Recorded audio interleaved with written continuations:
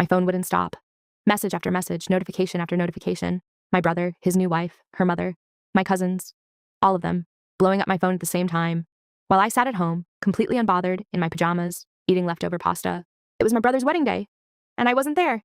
So, let's go back to the beginning. My name doesn't matter. What matters is what I do for a living. I am a professional baker. I have been doing this for 8 years.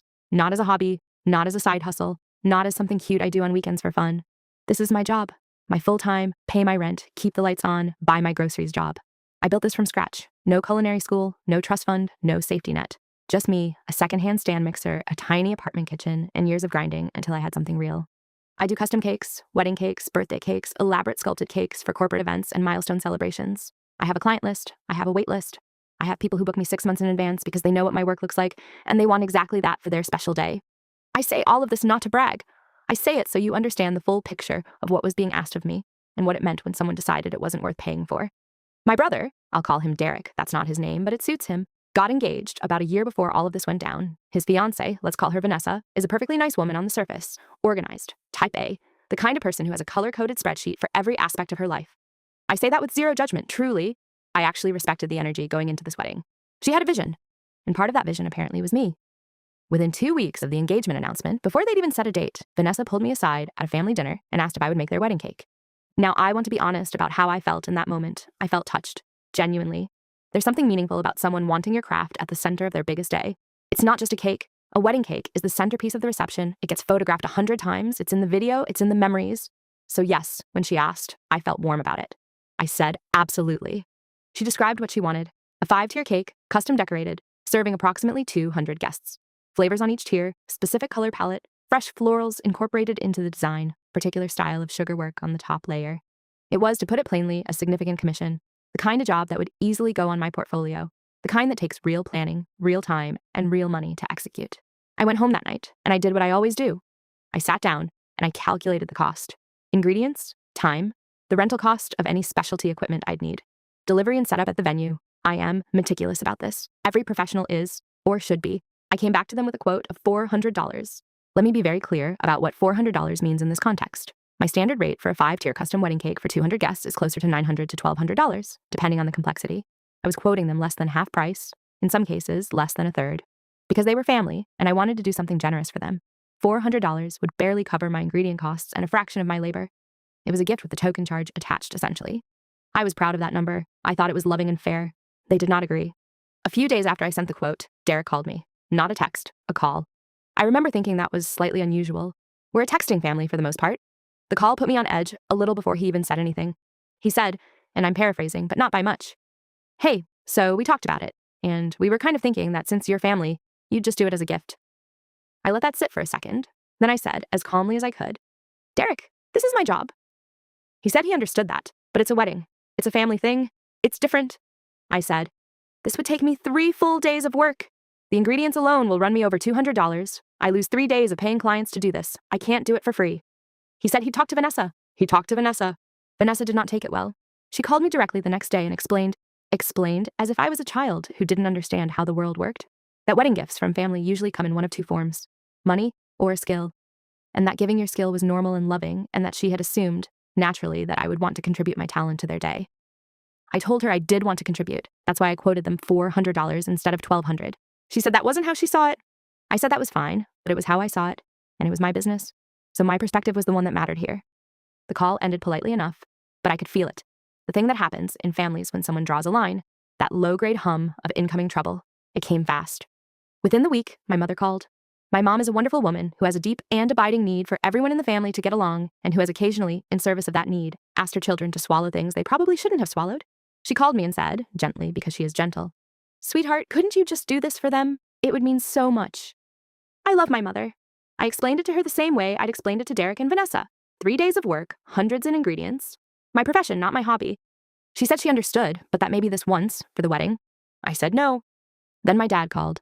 My dad is less gentle. He said I was being selfish and that family comes first and that one cake wasn't going to ruin me financially, and what kind of person charges their own brother for a wedding cake? I said the kind of person who has bills to pay and a business to run. He said I was being dramatic. I said I wasn't, and I'd talk to him when he was ready to have a reasonable conversation. That went over beautifully, as you can imagine. Over the following weeks, it became a full family affair. My aunt weighed in. A cousin texted me a voice note, explaining why I was wrong. Derek and Vanessa apparently told anyone who would listen that I was refusing to do something simple and nice for my own brother's wedding. The word selfish started following me around like a bad smell. And here's the thing that I kept coming back to, the thing that made me feel like I was going slightly crazy. Not one of these people would have walked into my shop off the street and asked me to make them a 5-tier wedding cake for free. Not one of them would have called a plumber in the family and expected him to redo their entire bathroom for nothing. Not one of them would have asked a lawyer cousin to handle a major legal case pro bono just because they were family. But a baker? A baker you can guilt. A baker's time is soft and indefinite. A baker's skill is just something she does in the kitchen because she loves it, and love is free, right? Wrong. Love is not free. My time is not free. My hands and my expertise and my 3-day commitment are not free. And the fact that I am good at what I do does not obligate me to hand it over because someone shares my last name. I want to pause here and acknowledge something. I know there are people watching this who are going to say, it's your brother's wedding. It's one time. Just do it. Let it go. Be the bigger person. And I want to be honest. I thought about it. Of course I thought about it. I lay awake more than one night running the numbers in a different direction. Not financial numbers, emotional ones. How much would it cost me to just do the cake? How much would it cost me to refuse? But here's what kept stopping me. It wasn't really about the money. It was about what saying yes would mean. It would mean confirming for my family that my work has no value unless I choose to assign it value, and that I can be pressured out of that assignment by enough people calling me selfish loudly enough. It would mean that the next time someone in my family wanted something from my business, the baseline expectation would already be set. It would mean that 8 years of building something real could be dismissed as a quirky hobby the moment it became inconvenient for someone else. I wasn't willing to do that. So I held the line. About a month before the wedding, Derek called again. This time there was no small talk. He asked if I'd reconsidered. I said no. He said he was genuinely hurt that I was doing this. I said I was genuinely hurt that he didn't respect my work. He said that wasn't what this was about. I said I disagreed. The call ended badly. He didn't reach out again before the wedding. I didn't reach out to him either. Our relationship, which had always been pretty solid, went cold in a way that neither of us did anything to fix. That part did hurt. I want to be honest about that.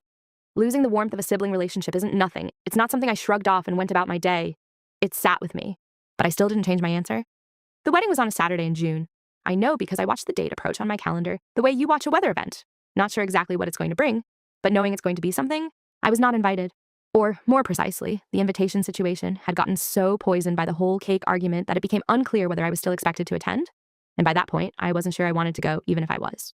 Derek didn't explicitly uninvite me, but he also didn't call to say, hey, set aside the cake stuff, I want my sister there. That call never came. So on the day of the wedding, I stayed home. I made myself a nice breakfast. I did some recipe development for a client project. I went for a walk. It was genuinely a quiet and peaceful Saturday. And then around the time the reception would have been starting, my phone began to vibrate like it was having a seizure. The messages were not kind. Derek said I was a spiteful, petty person who had ruined his wedding by making everything about money. Vanessa, on what was supposed to be the happiest day of her life, which, by the way, I will never fully get over, took time away from her own reception to send me a message, calling me an embarrassment to the family. Her mother, a woman I had met exactly 4 times, told me that I had shown my true character. And it was ugly. My cousin, the voice note guy, sent another voice note. I did not listen to it. My own mother sent me a text that just said, I hope you're happy. I put my phone face down on the counter and finished my pasta. It has been several months since the wedding. Derek and I have spoken exactly twice, both brief, transactional conversations. The warmth is not back. I don't know if it will come back. I hope it will. Despite everything, he is my brother, and I don't want to be estranged from him forever over this. But here's what I know for certain. If I had made that cake for free, I would have made it with resentment baked into every layer. I would have spent 3 days in my kitchen feeling used, feeling disrespected, feeling like everything I'd built for 8 years meant nothing to the people who were supposed to be proud of me. And I would have handed it over with a smile and said, you're welcome, while something quiet and important in me caved in. I didn't do that, and whatever the cost has been, the cold relationship, the nasty messages, the family drama, I still think that was the right call. Would you have made the cake for free? I genuinely want to know. Drop it in the comments below, and if you've ever been in a situation like this, where your skill or your labor was treated like it was owed, share it. Because I promise you, you're not alone. I'll see you in the next one.